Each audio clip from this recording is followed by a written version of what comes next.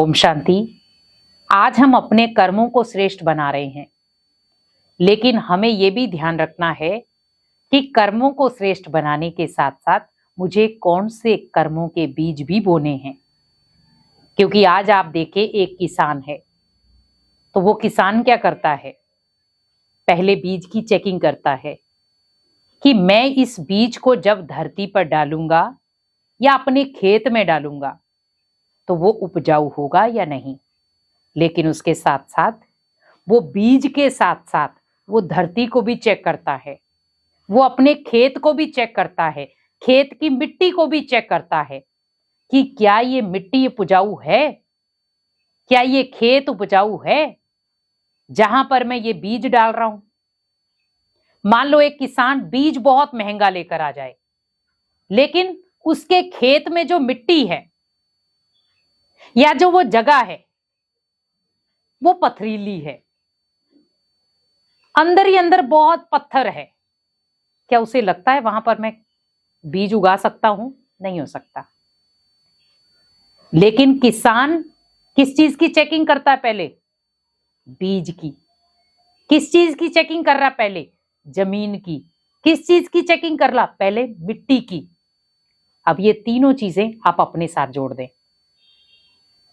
और ये इंसान के साथ भी वही सेम है।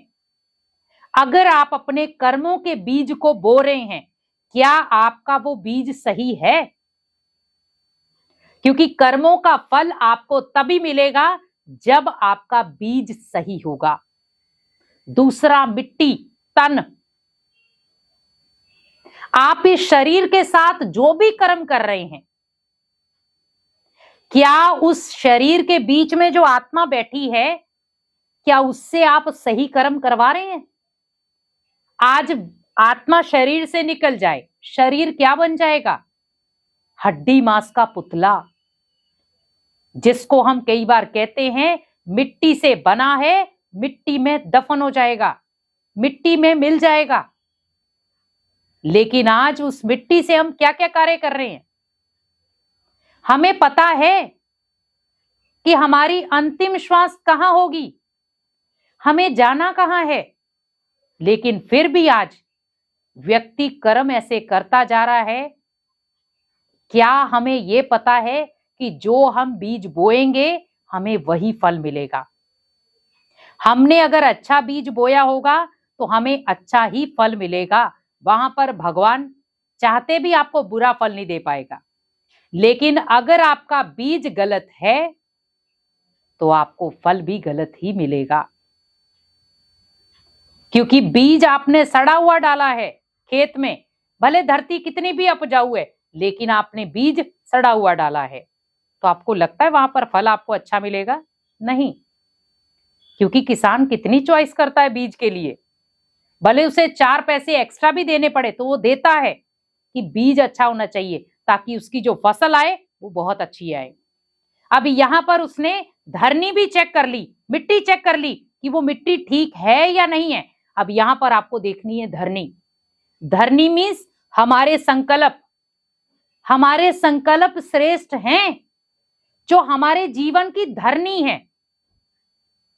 क्योंकि व्यक्ति कोई भी कर्म करता है, अच्छा करता है या बुरा करता है, लेकिन उससे पहले वो क्या चीज क्रिएट करता है? संकल्प। मैं करूं या नहीं करूं। आपको संकल्प 2 इंडिकेशन देते हैं, नेगेटिव, पॉजिटिव। करूं या नहीं करूं। अगर करूंगा तो मुझे इसका ये रिजल्ट मिलेगा, और अगर मैं नहीं करूंगा तो मुझे इसका ये रिजल्ट मिलेगा। दोनों चीजें उसे पता है, लेकिन फिर भी वो बीज डाल देता है। हमें जब पता है, अगर किसी किसान को पता है कि यहां पर मैं अगर बीज डालूंगा तो मेरी फसल उपजाऊ नहीं होगी, या मैं जो चाहता हूं जितना बीज मेरे को चाहिए, जितनी मेरे को फसल की उपजाऊ पैदाइश चाहिए, वो नहीं मिलेगी, तो वो क्या करता है? वो उस जमीन पर मेहनत ज्यादा करता है जहां उसे पता है कि उसकी मिट्टी भी उपजाऊ है, जमीन उसकी धरती भी उपजाऊ है, और जो मैंने बीज डालना है वो भी उपजाऊ है। तो तीनों चीजें उसने क्या की? कनेक्ट की हैं। तो अगर ये चीजों को अनदेखा कर देता, बीज गला सड़ा ले आता, मिट्टी उपजाऊ नहीं होती, धरती भी बंजर रहती, क्या वो बीज को उपजाऊ कर सकता था? नहीं कर सकता था। आज हम अगर इन चीजों को समझ जाएं तो हमारे जीवन से बहुत सारे ऐसे दुख दर्द हैं जो नष्ट हो जाएं। तो यहां पर बस आपको ध्यान रखना है कि बीज जो हम बो रहे हैं उस बीज का मुझे फल क्या मिलेगा।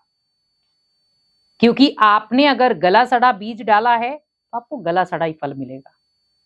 अगर आपने बीज अच्छी क्वालिटी का डाला है तो फल भी आपको अच्छी क्वालिटी का मिलेगा।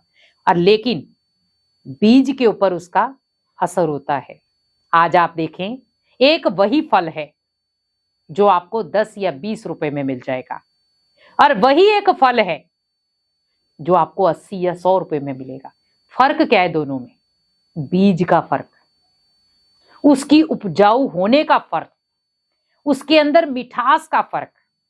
क्योंकि जो नॉर्मल बीज होगा उसमें जो उसका फल आएगा वो हल्का मीठा होगा, लेकिन जो उपजाऊ वाला होगा जिसमें मेहनत भी ज्यादा है, प्राप्ति भी ज्यादा है, तो उसमें मिठास होगी, तो वो महंगा है। आज आपने देखा होगा बहुत सारी ऐसी सब फसलें हैं जहां पर जिनका रेट 10 या 20 तक होता है, लेकिन कई बार उन पे मेहनत ज्यादा किसान करते हैं और उसका फल उन्हें कम मिलता है। कई बार वो कम मेहनत करते हैं तो उसका फल ज्यादा मिलता है। तो जैसा बीज वैसा फल मिला। अब यहां पर अगर हम मेहनत कर लें कि मुझे इन तीनों चीजों को सुधारना है, अपने कर्मों को, अपने संकल्पों को, और अपनी जो भी हम रचना रच रहे हैं उसको, क्योंकि हम जो कर्म कर रहे हैं वो मेरी रचना है। लेकिन बस थोड़ा सा ध्यान रखें कि क्या मेरी आत्मा मैली तो नहीं हो रही? मैं जो भी कर्म कर रहा हूं, क्या मेरी आत्मा के ऊपर गंदी परतें तो नहीं चढ़ रही हैं? हम कई बार कह भी देते हैं कि इसकी आत्मा बहुत काली है, बहुत मैली है।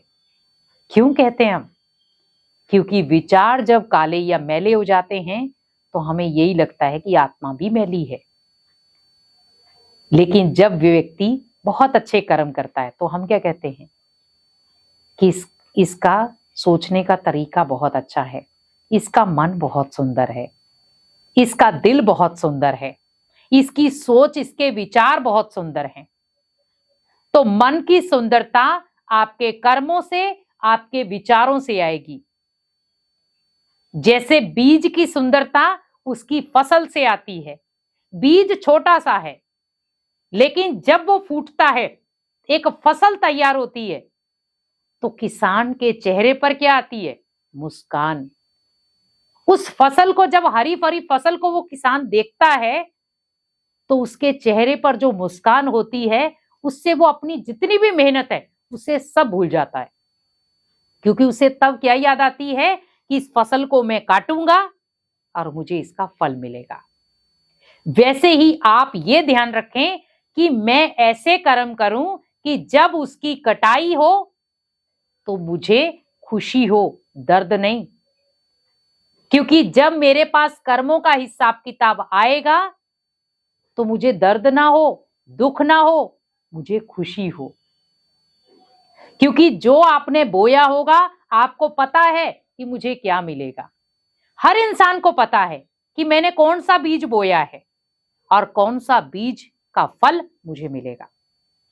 तो क्यों ना थोड़ा सा विचार करके ही हम फल बीज को बोएं, बीज का चुनाव करें, ताकि आपको जो फल है वो बहुत अच्छा मिले, ताकि वो आपके परिवार को भी खुशियां दे और आपकी लाइफ को भी खुशनुमा बना दे। ओम शांति।